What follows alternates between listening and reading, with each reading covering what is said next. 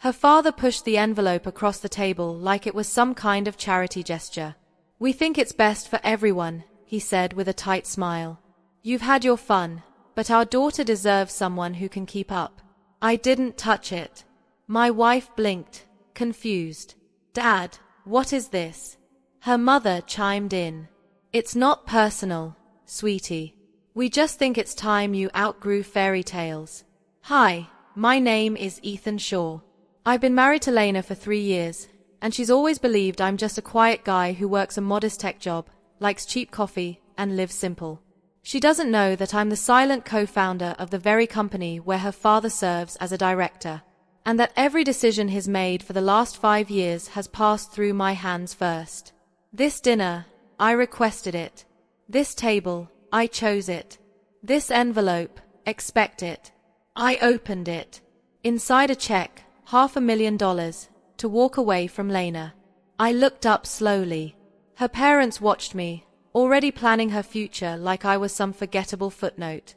I folded the check, slipped it back in the envelope, and slid it back unopened. Lena stared at me, then at her parents. "What the hell is this?" Her father didn't blink. "Security, sweetheart. This man, he's not your future. He's a phase." My wife looked like she'd been slapped.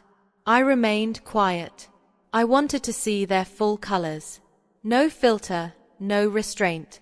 And tonight, they showed them. "Take the check," her mother said, turning to me. "Start over.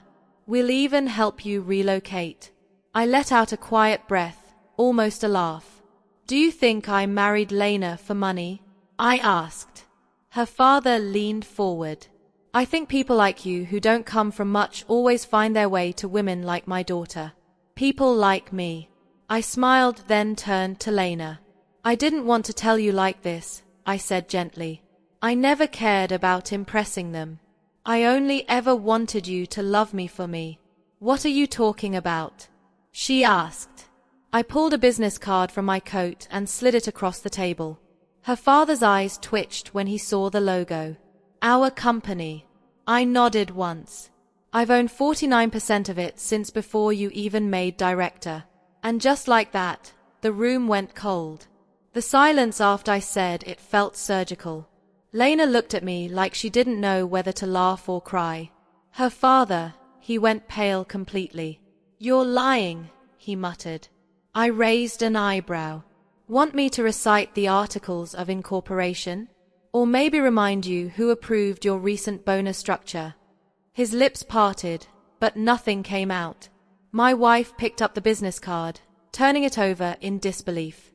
"Wait, 49%. Her mom laughed nervously. "That's not possible. You're out." "Hey, what?" I asked gently. "A barista, a nobody? That's what you saw because that's what I let you see." I turned back to Lena.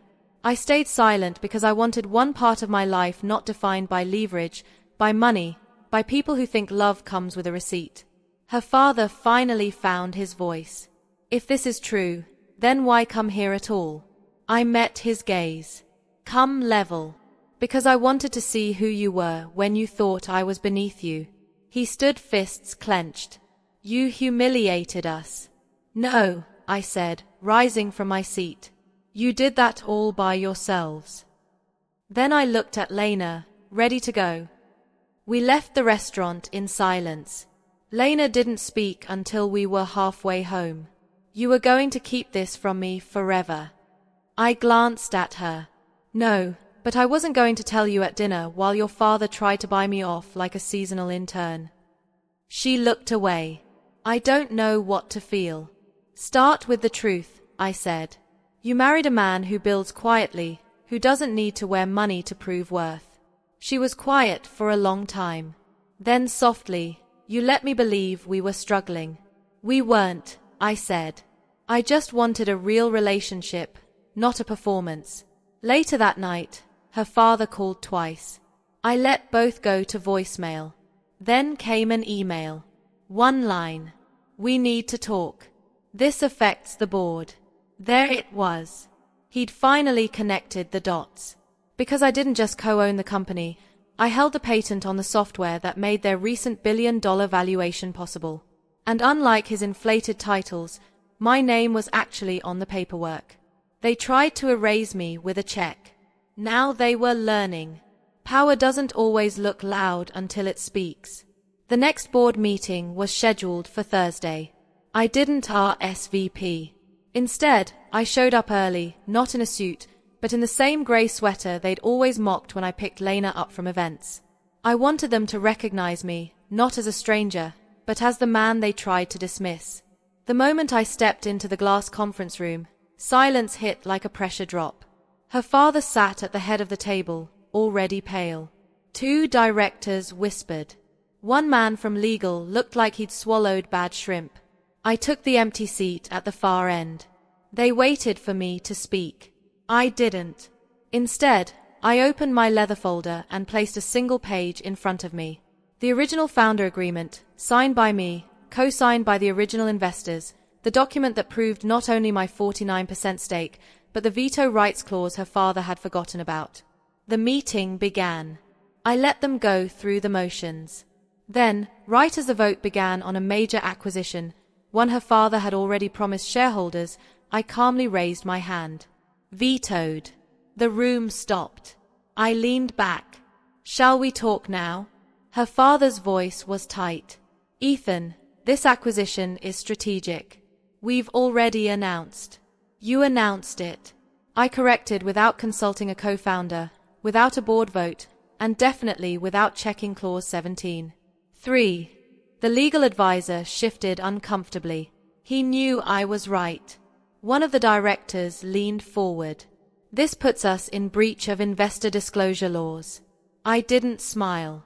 I wasn't here for revenge. I was here to remind them that the man they tried to pay off was the same man who'd protected this company's core infrastructure when they didn't even know what two-factor authentication was.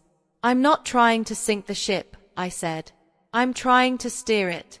Her father clenched his fists. You're making this personal. No, I replied. You did. The moment you slid that envelope across the table and tried to trade your daughter's life for your illusion of control, silence followed until one of the younger board members finally said, maybe it's time we stop treating Mr. Shaw like a threat and start recognizing him as a partner. I stood. Good, I said. Because starting tomorrow, I'm not just your silent partner anymore. I'm stepping into the light. The press release went live Monday morning at 9 a.m. Ethan Shaw named Coco of Linhart Global after strategic board restructure. Within minutes, texts rolled in. Former colleagues, old college friends, even two of Lena's cousins who once joked I married up. The story hit differently now. I wasn't just the husband. I was the man steering the company. They all thought I had no place in. I walked into headquarters without a badge. The receptionist stood when she saw me in the executive elevator. Her father was already there alone. We didn't speak for 5 floors. Then he said, "You think you've won?" I looked straight ahead. This was never a game. He scoffed. "You humiliated me." I turned to him calm. "No, you did that the moment you confused quiet for weakness." The elevator opened. I stepped out first. That day, I made 2 major changes. First, I rehired the junior developer team he laid off last quarter for budget optics. Second, I reassigned him to a non-voting advisory role. Still paid, still present, but no longer in the room when real decisions happened. He didn't argue because he knew. The man he dismissed at dinner was now the one signing off on his parking spot. Lena met me on the rooftop that evening, the same one where we first talked about dreams bigger than rent and ramen. She leaned against the railing, looking out at the skyline. "You really never planned to tell me?" she asked softly. I stood beside her. "Not until I knew for sure you loved me for the man, not the name." She nodded slowly. "And now the name is mine. But the reason it means anything is still you." She reached into her coat, pulled out the envelope from that dinner, creased, still sealed. "I never opened it," she said. "Didn't need to." I took it, looked down at the offer her parents had written to erase me. Then I tore it in half. Not for drama, but because it never mattered. I'm sorry they saw you that way, she whispered. I looked at her. They only saw what I let them. She smiled. Still the quiet one. I shook my head. Not anymore. Behind us, the lights of our company glowed across the high-rise glass. No longer just his. No longer hidden. I didn't need to shout to arrive. I just waited until the silence was mine to break.